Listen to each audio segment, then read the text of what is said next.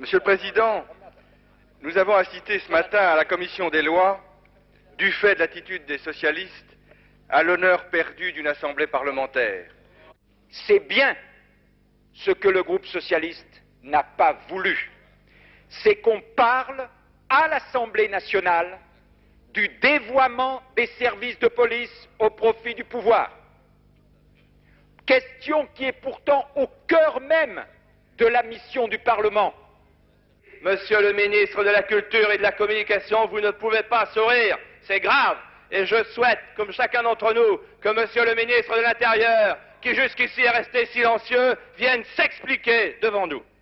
Pauvre Jack Lang, ce n'est pas le ministre de la Culture que voulaient entendre les parlementaires de l'opposition, mais le ministre de l'Intérieur, car ils étaient furieux de ne pas avoir obtenu la constitution d'une commission d'enquête sur le fonctionnement dévoyé, selon eux, des renseignements généraux. Or, Pierre Joxe était absent de Paris, alors ils ont multiplié les incidents de procédure et les suspensions de séance. Ils ont même reçu le renfort de leurs collègues communistes, mais en vain. Laissez-moi, je vous prie. La commission d'enquête dont on nous demandait la création ne portait pas sur le fonctionnement des renseignements généraux, mais sur l'affaire Doucet. C'est-à-dire une affaire qui, aujourd'hui, fait l'objet d'instructions devant la justice, que ce soit devant le tribunal de Nanterre ou devant le tribunal de Paris. Or, il y a un grand principe qui a été réaffirmé en 1958 par le général de Gaulle, qui interdit au Parlement de s'occuper des affaires qui sont devant la justice. Mais l'opposition ne lâche pas le morceau. Elle a déjà formulé la demande de la création d'une commission de contrôle, à ne pas confondre avec commission d'enquête. 19 juillet 90, 20h30, Joseph Doucet quitte son domicile en compagnie de deux inconnus. 48 heures plus tard, son ami Guy Bondard signale aux policiers sa disparition. L'affaire Doucet ne fait que commencer. Que je considère qui est la parole de Dieu et qui est le fondement de ce que je fais ici. Drôle de pasteur que ce Joseph Doucet, homosexuel lui-même, militant de la cause, à 53 ans, Doucet a passé une partie de sa vie à aider les brebis égarées de sa communauté.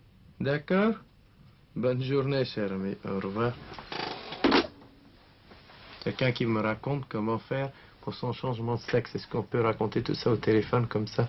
Les renseignements généraux s'intéressent à Joseph Doucet au mois de mai dernier. En fait, ils soupçonnent le pasteur d'être impliqué dans un réseau de pédophilie. Doucet est surveillé par deux inspecteurs DRG. Parmi eux, Jean-Marc Dufour du groupe des enquêtes réservées, un policier aux méthodes pour le moins contestées. Un policier qui va être inculpé de violence avec arme et incarcéré pour avoir tiré le 4 juillet dans la porte d'un indique pour l'intimider. Sorti de prison, Dufour va parler, dévoiler ses missions. On l'aurait chargé de mouiller deux personnalités. Je peux le dire, c'est M. Arpaillange, donc ancien garde des Sceaux, et M. Philippe Guillaume, PDG d'Antenne 2 de Faire 3. Et qu'est-ce qui leur a été reproché? Ainsi qu'un avocat marseillais. Et votre mission devait aboutir à quel résultat? Elle devait aboutir au résultat de les mettre en cause dans le cas où ils auraient été mis en contact avec un jeune homosexuel. Deux hommes, deux affaires, Dufour et Doucet. La dernière a connu hier un rebondissement avec la découverte en pleine forêt de Rambouillet d'un cadavre qui pourrait être celui du pasteur Doucet, mais qui reste à identifier. Thierry Messant est secrétaire de l'information de l'ILGA, une fédération internationale d'associations homosexuelles. Le centre du Christ libérateur du pasteur Doucet en était membre et Messant avait donc accès à des informations confidentielles.